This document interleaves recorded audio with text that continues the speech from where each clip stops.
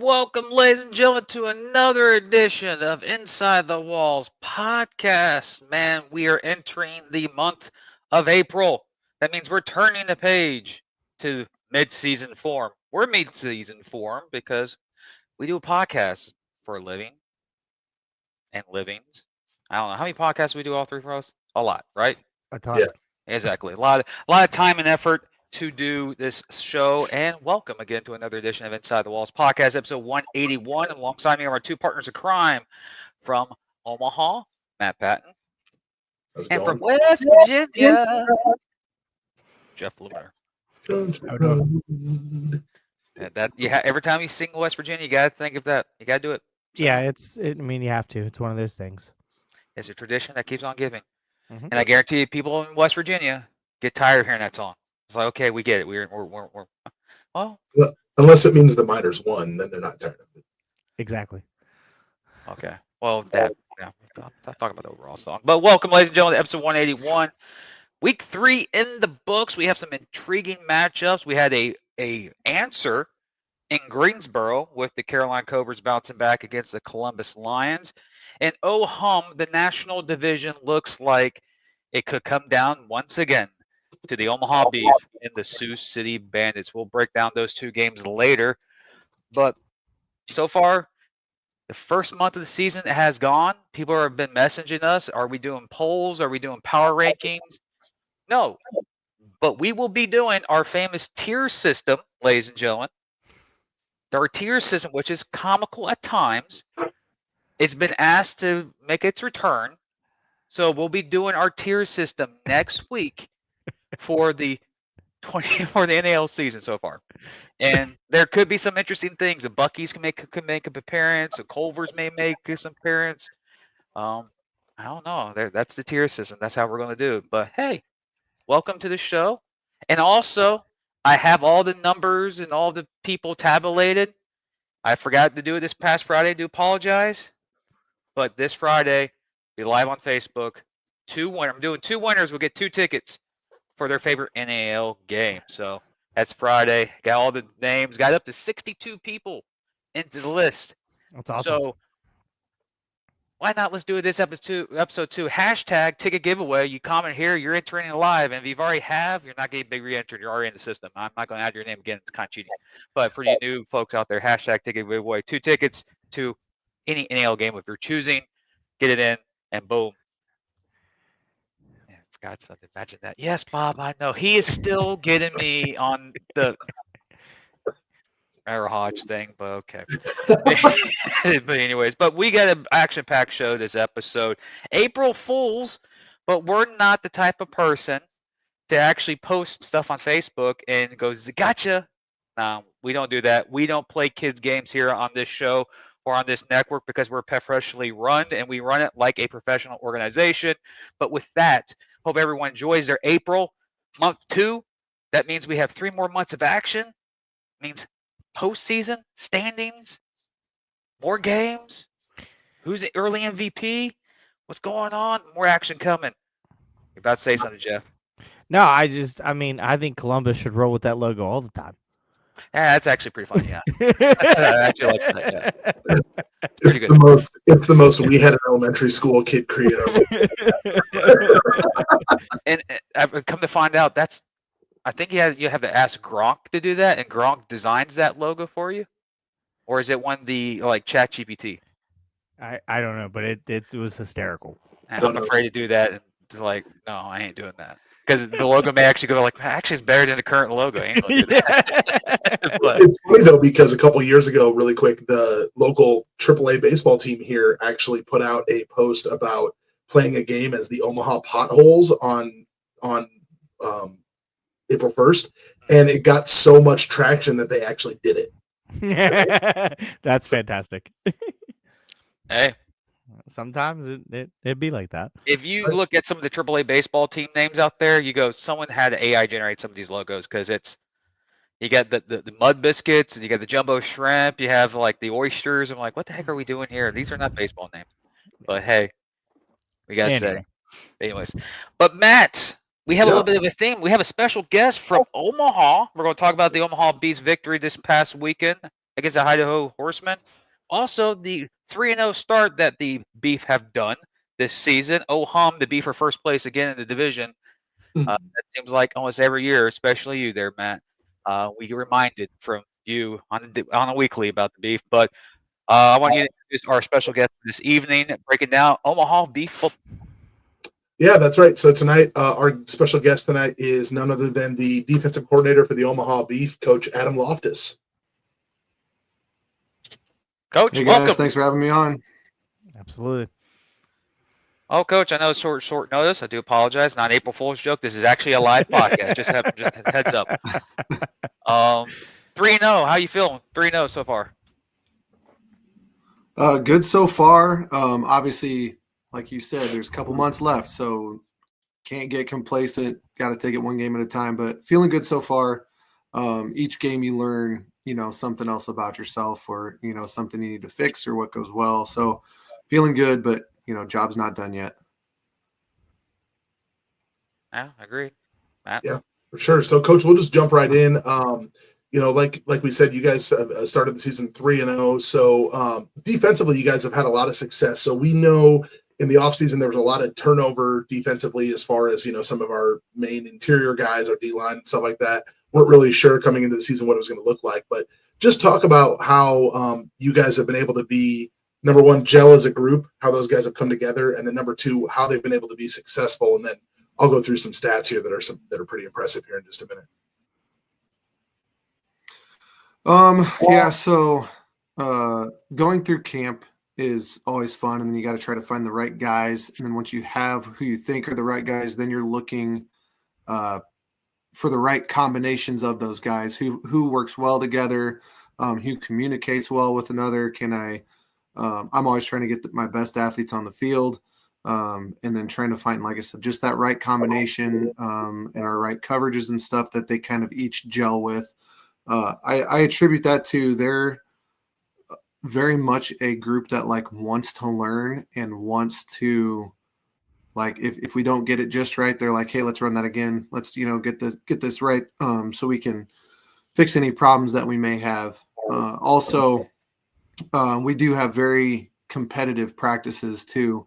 So it's defense always wanting to push the offense and then offense always wanting to push the defense. So it's just that kind of competitiveness that keeps, pushing us forward. Definitely. And I know we talked about coming into the season, the additions we had on the defensive line with Jay-Sean and Rock coming back. And then now we see DeAnthony Hall-Steele is on there. We see Raphael Turner on there. So talk about the impact that those two returning guys, but then also those two new guys have had on the defensive line as a whole? So D-line is definitely a strength for us right now. Those two vets kind of hold it down. Their football IQ is very high. And then, like I said, it's just them wanting to learn from one another and then them pushing each other each practice, picking up different moves. When we go over scouting reports and stuff, it's, certain keys that they can look out for. So I don't know. It's really nice and easy for me to have some great athletes, which then make me look better, which is great. But they're doing one hell of a job picking up, what we're trying to do and picking up on tendencies. And like I said, just all those little things. They're making my job a lot easier. Definitely, for sure. So I was looking at some of the statistics. We're only giving up 18 points per game, which is pretty cool through 3 games. 369 total yards for the season so far, and then about 132 total yards per game. So do you ever look at those stats, and do those stats, are they important to you, or is it more of hey, let's just go out and execute and kind of see what happens? I mean, arena ball, they always say, 30 or under, you're doing really well as far as holding teams to point totals. I get really picky because I think we've given up some touchdowns that we should not have. But that's also part of the game. That's something you learn from. I look at stats, but then also you don't want to put too much stock into stats because if you give an offense a short field all the time, their yards might not be that high, but they might score a lot. Or they might drive the length of the field, but then struggle in the red zone. So you might, give up a ton of yards, but then not give up points. So stats can be misleading. So I try not, like I said, I look at them, but you don't want to put too much stock in them. I look for more how we're playing together, how we're making adjustments, how we respond when stuff doesn't go well. I don't like guys that, hang their head and start, playing that blame game you can get caught up in. I like guys more that, let's fix what we need to fix. Let's get back out there and do our job. So yes, I look at stats, but it's kind of like the overall gelling camaraderie and then how we respond to adversity. Speaking about adversity, one thing that you look at the schedule, 3-0 to start, but seems like I mentioned this to Matt, and you got one coming this week. Every time it feels like you guys are getting momentum, a bye week hits you. Now you get into another bye week. How does you coach for the defensive side of the ball?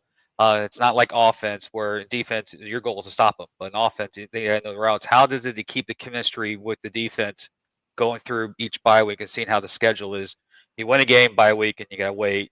How do you keep that consistency together, especially on the defense side of the ball? So luckily, like we said, we got a bunch of good leaders and good returners and some of those vet guys on defense, so they know how to. Yes, it's a bye week, but it's an opportunity to study up on film, get my body right if I'm banged up at all.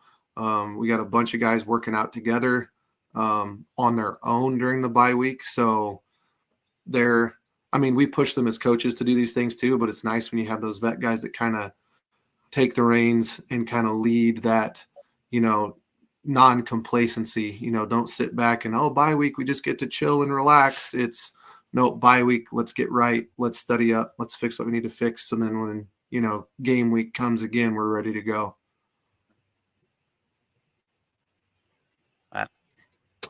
Yeah. So one thing that I've been curious about as a fan is who has emerged maybe as an unexpected locker room leader just in general for the team, whether that's defensively, offensively, or both sides of the ball. Oh, man, that's tough. Defensively, we have a ton of leaders. Some guys are vocal. Some guys are more the quiet, lead by example. And kind of set the tone at practice. So, okay, we're not messing around, we're going, full speed. So we got a good mix of the vocal, non-vocal. I don't know. Like I said, going through camp, you kind of pick up on those things. So I can't say that anyone has surprised me. But I'm glad to see kind of like what I thought was there is there, because you don't want to put stock in someone you think that's going to be a leader, and then all of a sudden when the going gets tough, they like fade away. Our guys have done a great job of every time, the going gets tough, everyone steps up. They do a good job of picking each other up and, meeting that challenge head on. So, Coach, I know you guys said that you're on a bye week. You're not sitting around. So I know you're looking at the following week already. What are you guys looking for in a big matchup against the American Division in Beaumont? Well, tough thing is Beaumont has only played one league game, so film on them is a little limited. That's why this year's kind of a little screwy because we had a team drop out, so then we kind of had to fill in other games and stuff. So yeah, only having one league game on them kind of puts us at a disadvantage because I don't know what they've been doing the last 3 weeks. So we'll get a look at them this week as well.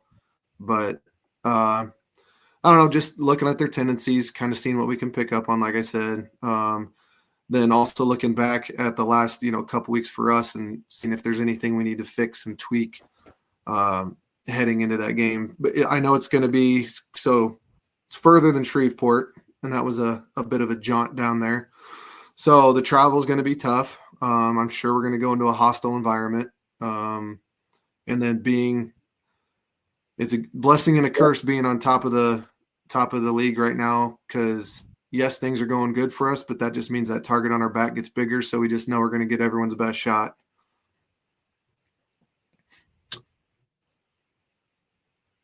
Yeah, definitely. So I just had a question in my head and I lost it. So I'm sorry. That's it. You're fired. Yeah. Oh, yeah. Sorry about that. Go ahead, Jim. No, you say you had a question. You lost it. I can't catch the question that you had. That's true. I'm not a receiver. Good point. I play D-line, man. That's not my job. One thing that I have noticed too, I remember the question now. So one thing that I wanted to ask you about is we talked a little bit about adversity, right? And last season we saw several games where the score was lopsided, and our team, we were ahead by a lot or whatever. And this year we've seen almost all of our games have been close for the most part. So how is the mentality that you've seen different between the guys this year than it was last year? Some of those guys that are back, but just in general with the team where they're not necessarily always winning every time you go to the locker room at halftime and that kind of thing. Like I said, we have a good group of leaders, and it's that kind of next drive mentality. Defensively, if we get a 3-and-out or turnover, great, but that doesn't mean anything because we might still be in the second quarter or third quarter. So it's just the next drive. It's great. We had success. I want to build off that success. So you guys know, it's a huge momentum game. Once a team starts to roll, you can build off a turnover, turnover, get a touchdown, turnover, get a touchdown, or, pretty soon there's a 2-touchdown swing. Or if you can score right before halftime and you're getting the opening kickoff, that's another way you can, kind of steal a little bit of momentum or get 2 scores. So we've just done a good job, I think, of staying focused throughout the game. Defensively, we come off the field. We, meet in the tunnel. If there's any adjustments we need to go over, we'll go over them real quick. Sometimes it's just a, hey, good job, get some water, get off your feet for a little bit. Other times it's a big adjustment, small adjustment, but just stay focused throughout the whole game. That's kind of the benefit of having close games, is guys are locked in way more throughout the entire thing versus some of those blowout wins. Sometimes it's kind of hard to keep those guys focused, in the fourth quarter when you're up and you're just like, all right, guys, we're not done yet. We got, still got to go out there. Let's go. Focus up. Yeah. Oh, Coach, I know we have Beaumont. That's just the closest opponent, but there's a matchup looming in a couple of weeks that's starting to look like it's going to be must-see television of the friendly team up there in Sioux City. Are you looking ahead to Sioux City, or are you more focused on Beaumont here in about 12 days? Got to play Beaumont first. It doesn't matter. Like that, we can look ahead all we want, but it's Beaumont first. A bit of a short week because we play Beaumont on Sunday and then Sioux City Saturday. So that hampers us a little bit, but that's all right. It's Beaumont first. Take care of business there, and then focus on the next one. We'll be prepping on the drive back or flight back. So it's Beaumont first, 1 week at a time. I mean, we can look at Beaumont versus Sioux City because that's the only film we got on Beaumont right now. So I can kind of look. I think Sioux City plays a similar scrappy, hard-nosed game, kind of like we play. So it'll be good. I think it'll be good to kind of watch how Beaumont responded to them and how that game went, back and forth. So, but yeah, Beaumont first, 1 week at a time.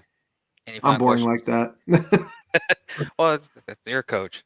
No, that's the answer I expected to hear from you. So, but one of the things, I guess the last thing I'll ask you is, I know you talked about in the off season how you were trying to simplify things, make it a little bit simpler and easier. Is that part of what's making it be able to be successful this season? As much success as you guys have had, is that it's just been simple and the guys are able to easily understand the scheme and all that? Maybe, I don't know. You bring in guys who, kind of think meet the requirements for the system you want to run, and are athletic and stuff. And you obviously watch film on them. And if they've played with you before, you know what they can do. So when you have athletes and you got, football players out there, obviously they know how to play football because, they're here. But yeah, I want players to play. And if I can remove some of the thinking from them, it just allows them to play faster.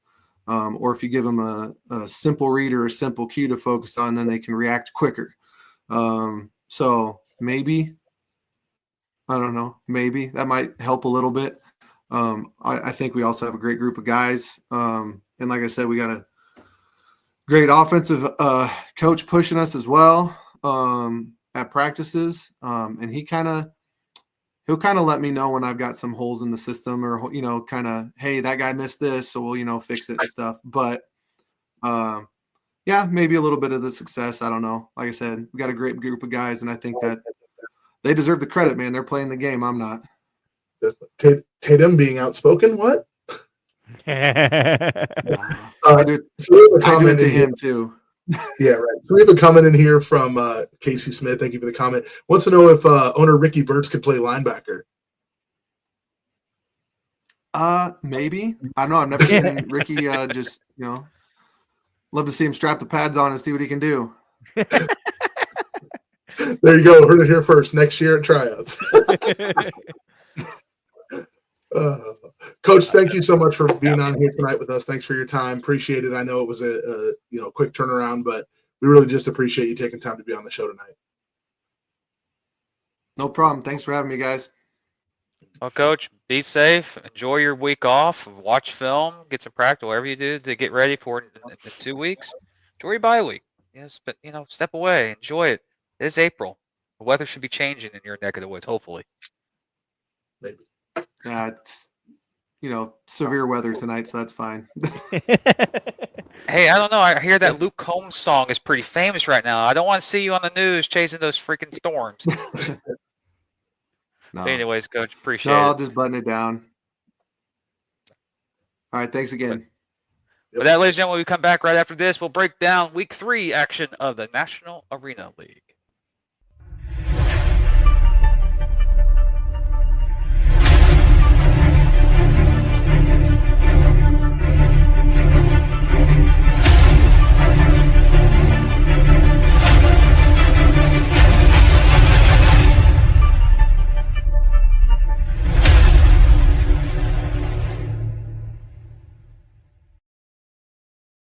Welcome back, ladies and gentlemen. A little short little break. A little segment switch. Doing pretty good at it. No mess ups. No. We calm. We good. You good, Jeff? Yeah. You should look at the private chat. It's pretty entertaining. But anyways, let's talk about awards this past week for the National Arena League. Offensive Player of the Week, the ageless wonder over there in Carolina, James Summers. He was a straight dog this past weekend. And Matt, defensive player. Yep. Marcus Gray. He was a guest on my show. Guy's super athletic. Love it. Great. And Jeff, the special teams. I mean, you want to talk about ageless wonders, somebody that's been kicking for a long time there in Sioux City with the Bandits. So just another great week. A lot of kickers. We had one kick returner this time, and the other times were all kickers, correct? For special teams, pretty sure. So kickers definitely getting love this year for the special teams category. Yeah, kickers. Who needs a kicker? No one needs a kicker. Now, if you talk to every quarterback out there, their worst enemies are kickers, but their best friends are kickers. So it's like, yeah, take with what you will. Yeah, but they did a little bit of a laundry list here, ladies and gentlemen. Remember, you can follow us on all social media platforms, even our podcast platforms on Spotify, iHeartRadio, Apple, Podcast Addict, and of course, click the QR code. It sends you right to our Spreaker account for all Inside the Walls content. Remember, follow everything on the National Arena League on social media at NAL Football on Facebook, Instagram, and Twitter, or now known as X. Or you can visit the website at nationalarenaleague.com. So apparently we had some games this weekend. We had 3 exciting games, 2 close ones, and a redemption or payback from a previous shutout performance in Greensboro. So with that, let's go back and check out the scores this past week. On Friday night, the Carolina Cobras defeated the Columbus Lions 40-20 as James Summers lit up the show in Greensboro to get the Week 3 victory. And then on Saturday, we had the doubleheader feature. The Beef outlasted the Idaho Horsemen 28-24. And in Sioux City, the Bandits held on to beat the Spartans 35-26. And of course, if we look at the standings in the National Arena League, it's getting all, how can I say this, in the American Conference, American Division, a little clustered. There's some movement, not a lot of separation. Beaumont right there at 1-0 for the people on the podcast platforms. The second place is Carolina. They are tied with the Columbus Lions. And in the National Division, Omaha is 3-0. Sioux City is 2-1 with Colorado there at 2-1-2. And then for you fans, for even one more in-depth of the positions, here we go. Look, the win percentage and all. And it's amazing how close this league is. There are 4 teams in the American Division separated by literally a half game, while in the National Division, Sioux City and Omaha are slowly making some separation, but still there's a lot of football to be played. Of course, the playoffs started today. Yes, today. This is not what the playoff field looks like. This is if it started today, Sioux City would be at Omaha. Carolina would be traveling to Beaumont, where the Omaha Beef will be currently right now the number 1 overall seed based on the overall league record compared to the Beaumont Renegades. So that is what Week 3 was all about. Let's touch on this game, especially the first game. Carolina home against Columbus defeated the Columbus Lions 40-20. Jeff, what stood out to this game? And Matt, so what surprised you? So stood out was the preparation that Carolina had for this game. They made a lot of changes before they even stepped on the field. Coach Negron makes an appearance back, and they also change quarterbacks and go with James Summers, and it made a huge outcome right away. So they definitely, fixed whatever they needed to fix from the previous week of playing Columbus, and at home, a lot of things changed and looked like the Carolina Cobras of old for sure. They were able to run the ball once again with Tybus. So I mean, it's they're running on all cylinders down there.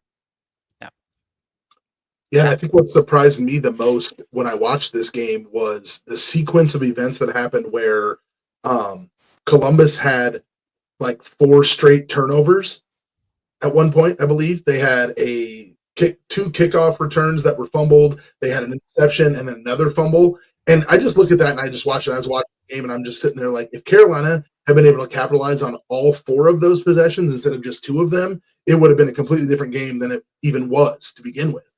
So I think that was the biggest thing for me, was that, just the turnovers by Columbus, and the fact that they just didn't look like the same team offensively as we saw the week before. I look at it this way. You look at this game, the change of Summers as quarterback. Mm-hmm. You bring it. Vincent is experienced, but there's something that when you think of Carolina, they're like literally for me. When you think of Carolina, 3 guys pop up: Adam Smith, Kendrick Ings, and James Summers, in my opinion. And James Summers is that dude with a veteran mentality, his leadership. Because you saw during that game, there was points in the game where the younger guys were like getting frustrated, and he went right in their face. He's like, "Hey, keep your head up. This is what you need to do the next time." And then the next play or the next drive, that young guy made a play, and he was right there. See, that's what I'm talking about. That's the leadership that I think Carolina missed the previous week in Columbus. They brought it in, but it also doesn't help when James Summers, 200 yards all-purpose by himself. Tobias running the rock, and one of the guys that no one's talking about is Mike Miller. Mm-hmm. Like he put up numbers that should have get him at least either defensive player of the week or probably special teams. That guy was everywhere on the field during that game. So he was with Carolina with him and a veteran that is, and of course, may kind of help that Coach Negron get back into the offensive side of things. And Carolina made the plays that Columbus gave them, which 2 weeks ago it didn't help you that way. Matt? 2 points that I wanted to make too. One was they also did what they did offensively in Carolina without one of their biggest weapons in Jordan Barton, who is out for this game. And then they also I think the biggest thing that I got from this game was when I was watching the Cobras coaches show the other night, and Coach Resignalo commented on the show and said, "It's about time that James Summers plays quarterback." So, a guy like Coach Rez giving him that kind of a praise, that just tells me everything I need to know about James Summers. Well, there's a history between James Summers and Coach Rez. It's just not because Coach Rez is the coach of Willing. Wherever Coach Rez goes, James Summers is not that far behind. It's a Carolina thing almost. But you got to give credit where credit's due with the game itself. Carolina has a big matchup this weekend, round 2. Speaking of Coach Rez, William Myers go back into Greensboro this weekend for round number 2. Crucial game. Carolina wins, they win the season series. William wins, the series is tied. And we just showed the standings. It just made the standings get more clustered in the American Division. So there's a lot of football to be played. So let's move on to the second game that was played this weekend in, Matt's territory. We just had a coach on here talking about the team, the Omaha Beef 28-24 victors in this matchup, 3-0. Idaho fell to 0-2. I'm going to make 2 points in this game. If you got rid of the third quarter of this game, it would have been a must-see TV. That third quarter for both sides, for Idaho and Omaha, it looked like they couldn't get out of each other's way. They were making mistakes, couldn't get first downs, penalties on both sides, and no one wanted to take over the game. Then the fourth quarter, it was bam, bam, bam, bam, bam. It was score on both sides of the ball, like they woke up in the fourth quarter. I look at this game, and Idaho made adjustments. They looked a lot better than they did in week 1 against Sioux City, or week 2 against Sioux City. They came in with a mission, and they didn't, they knew they could have been like, you can say they were the underdog, because we kind of mentioned that this is a tall task for them. They didn't back down, and it was a solid game. If you got rid of that third quarter, I think this game would have been a lot more exciting. It would have been, like, entertainment-wise, a lot more exciting. Not for Matt. He's too busy driving Jeeps on the field, so he was having fun anyways. But Matt, you were there live. What were the things that stood out to you, things that concern you? But, hey, 3-0, got the win. Another division win, 2-0 in the division. Top of the division looks good. You'd rather be 3-0 than 0-3, like other organizations. Yeah, definitely. I mean, what is it they always say, a win's a win, right? Whether it's ugly or not, right? I think the big thing you were just talking about, like the fourth quarter, like if you got rid of the third quarter, right? I mean, fourth quarter, literally the Beef outscored Idaho 13-12. So yeah, if we get rid of that third quarter, totally different game, and it ends up a little bit, different outcome potentially there. But anyways, But yeah, I guess, as a fan, I always look at it from the perspective of, as a fan, my job is to cheer on the team, but also not be completely catching barbecue sauce. Yeah. Not be completely like oblivious to what's going on. I think the biggest thing that I struggled with on Saturday was, yeah, we had a different quarterback and everything like that, and that's great, but it felt like our offensive line wasn't playing up to their full potential, in my opinion. We had a couple of botched snaps. We had a couple times where they got through really quickly, but we talked on this podcast all offseason about thinking that Idaho was going to be much improved this season, and that showed on Saturday night in the slaughterhouse, because those guys came out. I talked to Rashad Flanders a little bit, just quickly before the game, and I talked to him after the game, and those guys came out ready to play, and they really kind of gave it everything they had, and had one bounce gone another way, we might be talking about Omaha's first loss of the season. Yeah, there was a couple instances in that game that Idaho looked like you see it every single Saturday during college football season, where you got a highly ranked team playing against that's unranked, and you're like, as a fan of that highly ranked team, you're like, it's third quarter, they're going to wake up and they're going to pull away with this, and then you're in the fourth quarter like that they're still sticking around, and usually when those teams that you could be, and especially in college football, you are better than if you're the fifth ranked or the fourth ranked team in the nation. You get in the fourth quarter, and they're still hanging around. That's when you see upsets happen. That's when you see Appalachia State wins and Jacksonville State wins over these big time schools. It's because they keep them in the game. That's what it felt like to me a little bit on this past week. It's like they're in the game, and luckily for Omaha, they made enough plays to hold on, but it was setting up to be that type of game. Yeah, I mean, that's exactly what I seen. Like, I was waiting for Omaha to pull away, and I was like, okay, here it comes. Never happened. Like, big shout out to Idaho for them, staying with Omaha and going punch for punch with them and not stepping out of the way. One thing you have to learn about Idaho, and I know their history in the NAL is not as glamorous as their previous leagues, but you saw what they were against Sioux City, and you see them against Omaha. You could tell that they made adjustments. You could tell how they're catching on. Idaho was not where, like, if you saw this team right now, or excuse me, we have seen it. They played this past weekend.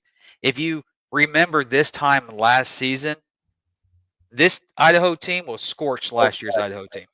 Because that Idaho team last year, they were so far behind at this point of the season. They're getting better. And if you look at the standings and how competitive that division is going to be, you get a win this weekend against Shreveport, you're right back in the mix. So I think if I'm Idaho, like, you got them again. You're going to play them again. You're going to play Sioux City again. You're going to make more adjustments later in the season. You're going to find a way. And if a first down wasn't made or a stupid penalty didn't happen, we may be talking about a different outcome right now. But Omaha found a way to win the game. I think one of the big things for me too was, we've talked a little bit about Gio Sanders and how good that guy is, and I think we saw, like, he had 2 turnovers or whatever, right? But I think we saw Gio Sanders is starting to come into his own with Idaho and finally find his groove with that offense. And so it was impressive to see how well he played. Yeah. And you could tell when he came, they got that week of practice. Because when he showed up like 2 days before the game against Sioux City. He had that week of practice, the extended week and a half of practice, and he got the game against Omaha. You could tell and he was throwing some good balls. He was putting some zip on them. Now he gets another additional week against Shreveport. Shreveport has to make that long travel. That's a good get for Idaho, coming home, playing at home, trying to get a rebound win against the Roo. So, but the Roo they're a scrappy bunch. Like, don't overlook them. Daenerys Antoine be like, yo, you gotta show us love, because they're in the mix too. He'll be all over my DMs if we don't give him any love. And mine and Jeff's, and Yep. yeah, that's how they are. Yeah, I like when players do that. But again, the final score in Omaha, the Beef defeated the Idaho's Horsemen 28-24. To cap off the weekend was another exciting matchup between the Colorado Spartans and the Sioux City Bandits. The Bandits pulled off a 35-26 win. They improved to 2-1 on the regular season. And, well, if you look at it how can I say this? We mentioned it earlier in the episode how Sioux City, and Omaha are back in the mix. Big time win. It was like one of those. I think we mentioned in the preseason where we thought Colorado and Sioux City was going to be technically that play-in series for the playoff, especially in the national division. We got an exciting game. What stood out to you, Jeff, differently about we've now seen Colorado now play Omaha, Willing, and now Sioux City in the 3 games. What has stood out to you this time with Colorado, especially with their close, hard-fought game against the Bandits? The quarterback play. I think Sale came in and played a heck of a game. Right off the bat, threw a touchdown to Newbold. I mean, I was like, wow, here we go. And then Greg Dent doing Greg Dent things and going over the boards once again and catching touchdowns. But I think the play of Sale is really, I did not expect that. I mean, I was like, wow, okay, here we go. And he just, threw the ball downfield. They were more vertical than I've seen them all season long. They're more the short passing game is what they were about, but man, they let it fly there this past week. Well, you talk about Stephen Newbold, and when you talk about, there's a certain other receiver that's on the other side of the field that had a tremendous game as well, Greg Dent Jr. Mm-hmm. It just, I don't know if there's Colorado guys watching. It felt like the offense was more open this game compared to the previous 2. Looked like they were throwing the ball downfield more. That's what I mean. Yeah, they got more they got way more vertical. They were way in their passing felt like game. It was yeah. Yeah. And when you look at the Sioux City side of things, like whoever they throw in at quarterback, their offense doesn't miss a beat. No, it's a constant. I mean, that's just the way it is. I mean, talk about their quarterback or Stephen Newbold doing whatever things, right? But Verlon Reed coming in doing Verlon Reed things, right? Yeah. 182 passing yards and 2 touchdowns, another 14 on the ground. But then we also have obviously Andrew Prohaska, who's been there forever, doing his thing, receiving the ball. I mean, 6 catches, 49 yards. Damon Powell did his thing too. He had 80 yards almost and a touchdown. And then Brandon Shepard, that one 39-yard pass play that they had where he caught that 39-yard touchdown pass, that was an awesome play. So yeah, Sioux City, when they're rolling, and they're going to be a really good team, obviously. And in a couple of weeks, I can't wait to see that matchup of the Beef's elite defense with Sioux City's high-powered offense, because it's going to be one to watch for sure. But obviously, we got other games that come up first before that. See, you're already hyping it up. Coach, then I threw that bait at Coach, and he was like, I ain't touching that. Yeah. Well, you are like, oh, let's go full bore. But you're also a media guy. That's kind of your job. Right. So, I look at Jeff, and I go, how can I, how can you stir the pot here? Huh? Yeah, how can I stir the pot here? Then I realized, I host multiple shows, and one of the shows, I don't have to do it. Jeff doesn't have to do it. He does it by himself, but that's the sport. That's how we enjoy it. But before we go and talk about previewing, here is the standings for the National Arena League again for the individuals who just joined the show. Cluster in the American, Beaumont at 1-0, first place. Tied for seconds, Carolina Columbus at 2-1. The differentiation there is the division wins. Shreveport in fourth place at 1-1. And they're 1-0 in division play, not 1-1 in conference. And Willing wraps up the American division at 0-3. National division first place is the Omaha Beef at 3-0, 2-0 division. Sioux City is 2-1 in the overall, 2-0 in division. Colorado 1-2, 0-2 in division, and Idaho 0-2 and 0-2 in division. And that is the standings. And if the playoffs started today, way too early, but it's April, and I'm a fan of the postseason because this is March Madness. This is Final Four. It's March Madness. We got to have brackets for March Madness. Now, come on now. In the American Division, Beaumont will host Carolina. Beef will host the Sioux City Bandits if the playoffs started today, with Omaha currently right now hosting home field advantage throughout the postseason. And then again, I might get a text from the commissioner or Steven Chatola or one of the owners, and it's just like, nope, that's not how the standing works, then guess what? I have to redo it and post it again. So that's what. But most likely that's from my get. It's not official, but hey, I'm pretty dang good what I do with the standings and all. So I'm not going to toot my own horn. Toot. But anyway, hey, no, don't even do that, Jeff. Okay. You just did that. Look like you're about to stab me back in my back. Anyway. But anyways, let's talk about some Week 4 action in the National Arena League, and let's start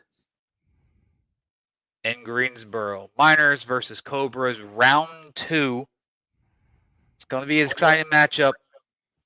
And knowing Coach Rez and knowing Willing after the start they had the week. You saw in the transactions some interesting transactions. Healthy, rested, and more focused. But now Carolina has a new weapon at QB. It's going to be an intriguing matchup. So, Matt, start with you on this one. I'm going to leave Jeff to recap this. Round 2, what does Willing have to do to even the series, or how does Carolina wrap up the season series against the Miners? Yeah, I mean, I think first and foremost, Wheeling has to take care of the football. Grant Russell has to be the version of Grant Russell that we saw last season when they won the championship, and he was league MVP and all that kind of stuff. So we need to see MVP Grant Russell. Unfortunately, we just haven't seen that this year. I know he got injured and didn't play in the last game that they had and whatnot. But so we need to see that version of Grant Russell.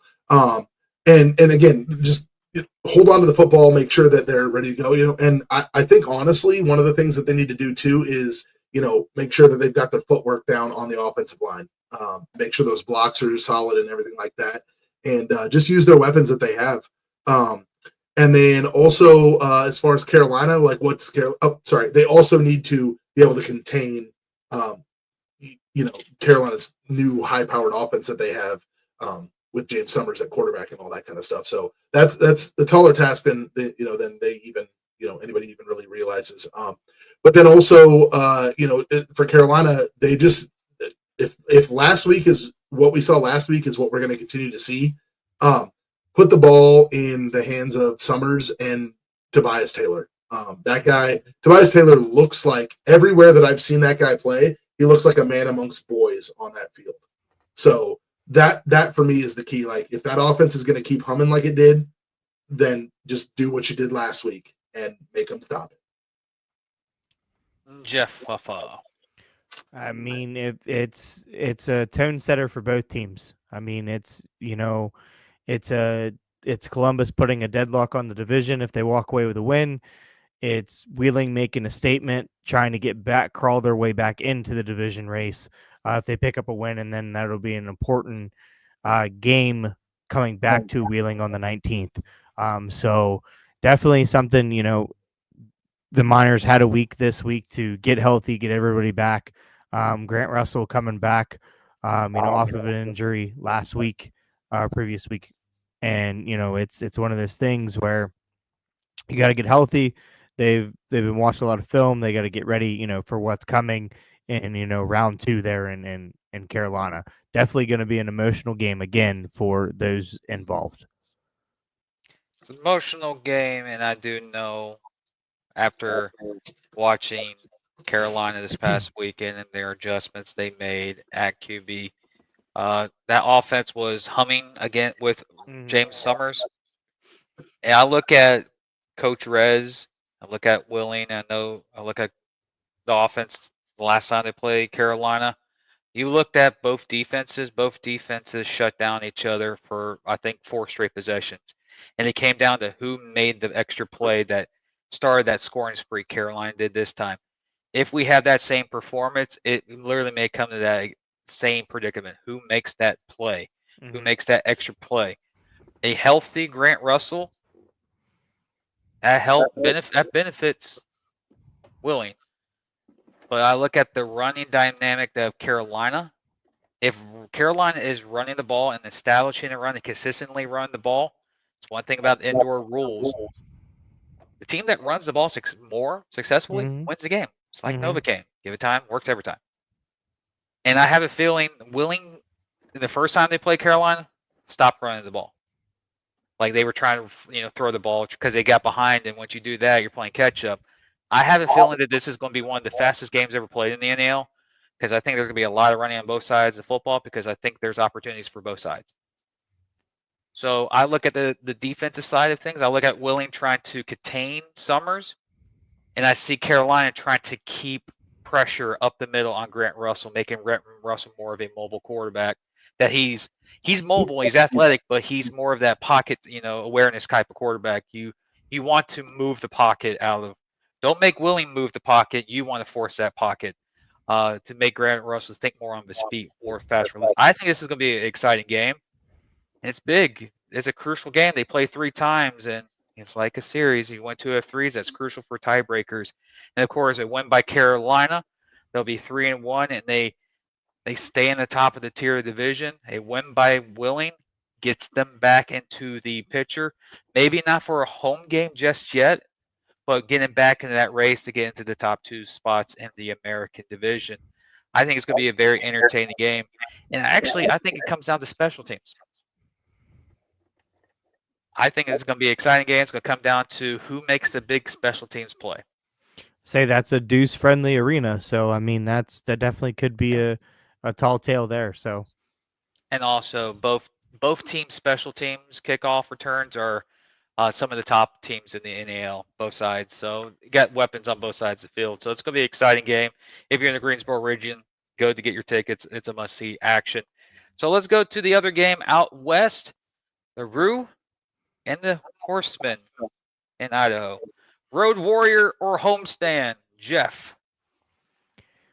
I think it's going to be a good game. Definitely going to be a trip for Shreveport to go out to Idaho. I think Idaho has a lot of momentum coming off of the Omaha game last week. Yes, they lost, but they have a lot of good momentum going forward for that game. So, I mean, it's up in the air. I mean, I think it's going to be a good one. It's going to be definitely one to watch. Correct. Both teams are very evenly matched with each other. So it's going to be a good matchup. And, definitely some surprises could come out of that game. Surprises, and for the fans out there, don't turn on the game on Saturday and Sunday. It's like, man, where's this Rouge Shreveport game? Their game's on Thursday night football in the National Arena League. So remember, Thursday night football, 7 o'clock Mountain Time, which will be 9 o'clock Eastern for Rue and Shreveport. And for the people in Le Bayou, it's 8 o'clock for you guys there on YouTube for the access. So that's Thursday night, ladies and gentlemen. It's Thursday night. Matt? Yeah, I'm just looking forward to seeing the progression of Giovanni Sanders this week. How does he continue to progress in that offense in Idaho? And how do they, play in front of their home crowd? They usually have a pretty decent sized crowd, for where they're located and stuff like that. But with it being a Thursday night, I'll be interested to see, what we're going to see as far as a crowd there, because we've seen a couple games where it's been a weeknight game or like a Friday game or something. Crowd's been a little lower than we expected, but hopefully they get a good crowd out there. And talking to Justin, the general manager of the Idaho Horsemen before the game, just they're really excited to finally get to play some NAL action at home this season. So, all right. Well, I'm going to give you a quick. I'm going to name 2 players. If this player goes off, do they win? If Giovanni Saunders goes off, let's say 4 touchdowns off, type that. Does he need like a historical type of game to lead his team to a win? Does he need to go off, or you think he can play above average? Who goes up? You think Giovanni? Let's do that. That's how the show is. If Giovanni goes off, does Idaho win the game? Matt? Absolutely. Jeff? I think so. I think that's the driving force. I think that's the best offensive weapon they have and the best way to go. So I think so, definitely. Okay. Over under. Daenerys Antoine, 2.5 touchdowns. Receiving, kickoff, whatever. Over under. Matt? I'm going to go over. Jeff? I'm going to say push, but I'm going to say 1 offensively, 1 defensively. Oh, look at you. All right. The guy's a stud. He is. I mean, he's a weapon all over the field. you have to know where 2 is at all times. Like he's offensively, defensively, he could play anywhere. Yeah, same with Rashad Flanders from Idaho. I mean, like I watched him play on Saturday. I was watching him during warmups, and I'm like, "Where's he at?" And he's over warming up with the receivers. And then the next thing I'm like, "Where's he at?" And he's over like warming up with the DBs. So it's just like that guy's just all over the field too. So 2 fun players to watch. And I think there's a homecoming on Shreveport too, right? If I'm right, there's a receiver that used to play a couple of seasons in Idaho that's returning to Idaho, if I'm correct. Actually, I am correct. Rashad Riley. Yes, Rashad Riley. Yep. Well, homecoming there, local homecoming action. To the fans in there, remember, we're continuing our ticket giveaway. Hashtag ticket giveaway. Get your chance to win 2 tickets to your NAL game, courtesy of Inside the Walls podcast. It's easy. Hashtag ticket giveaway on the chat right here, and you'll be entered to win. Oh, yeah, he's right. Yeah, he was. That's the thing about the sport. I look at some of the pitchers and some of the kickers that are now in the industry. I'm like, man, I still have hope. I still have a dream. I can be a kicker. And ball may only go like 2 yards, but I'll kick the heck out of it. It'd be a nice onside kick. They will not expect it. Right. They've been looking at us like, is that Jim with inside? Why is he like, nope, I'm doing onside kick. Here we go. Boop. And knowing me, I'll pull a hamstring and go on the IR, and my football career's over. And that's how we do it.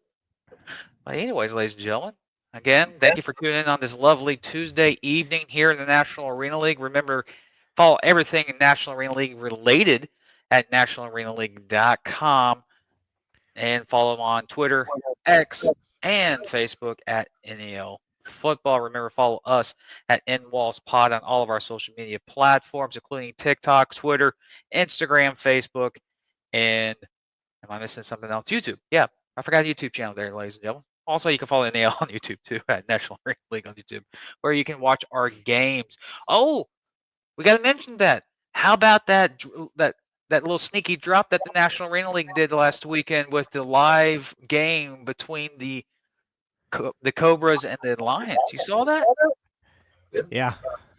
I remember I was just flipping through. I'm like, wait a minute, how they might is that YouTube? I'll click. Nope, it's Right Now TV. It was on. Not bad. There's more to come. So keep alert, keep your head on a swivel. Matt, don't do that. You'll get whiplash and you get vertigo, then you'll be out, and then we're gonna have to put you on the IR and you're gonna miss next week's game. Don't do that.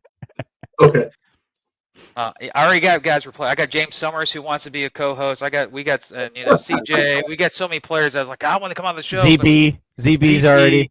Yeah, it was like we got a list of players that are like they're just. I have a waiting list on co-hosts, by the way. Just saying. Don't whip your head that far. You may go and fall and be like, oh, hey James, I need you to be a co-host here for next week because Matt, gave himself whiplash. But anyways, any final words there, Jeff? Nope. Just excited for these games this weekend. A lot of tone setters, a lot of must wins for teams. I mean, it's definitely going to be. I know we're in the middle of the season, but it's a make or break weekend for sure. Make or break weekend for a lot of teams. Interesting. But Jeff, this is your time to well, not really time to shine. Yeah, we'll do that tomorrow. Never mind. Matt, closing words, last words. Yeah, if you're watching this and your team has a game this week, get out and support them. There's nothing more that you can do as a fan, or nothing better you can do as a fan than support them. Get out there, watch them play, cheer them on, buy tickets, do all that stuff. I promise you, if you've never been to a game, you're going to go to the game, you're going to love it, and you're going to want to go back, regardless of the outcome of the game. So just get out there and support your local team, and just keep supporting the National Arena League. Yeah, it's been a fun journey. Again, I got to thank the fans and the listeners who have tuned into our show every single week. And the fans that keep reaching out to us, wondering if there's another NAL game day coming in the future. They're asking, Jim, we need you over here. Can you bring the guys here? Can you do this? We popular, folks. I just got to admit, Jeff and Matt, I think we need like a paparazzi. We need our own security detail. That's how popular we've becoming. Yeah. I'm just, hey, when you've been around the industry for about 4 years consistently, speak English consistently. There we go. Congratulations. Thank you. Oh. And remember, fans, if you feel down in the dumps, always turn your profit into pesos. The more digits are added, so it makes you even more happier when you see your bank account. That's the word of the day for here on Inside the Walls on April Fool's Day. Just a fun fact. Just add. It makes you go, man, I don't have any money. Look at, oh, I got 65,000 pesos. And it makes you feel a little bit better, even though it's not much. Again, stupid me going super rants. That's how I am. All right, close out the show. We did everything. Yeah. Yeah. Good. So remember, Thursday night, Horseman, Rue. Thursday night, Saturday night, round 2, Miners and Cobras in Greensboro. We'll be back next week. Same time, same place. Jesus City. You're next. We'll see you next week, ladies and gentlemen, here on Inside the Walls podcast. Enjoy this week's action in the National Arena League. Remember, follow all information at National Arena League, nationalarenaleague.com. Get your tickets if you're nearby any arenas. Without them, without you, they're not here. Without us, you get the drift. I'm not going over my saying. We'll see you guys next week.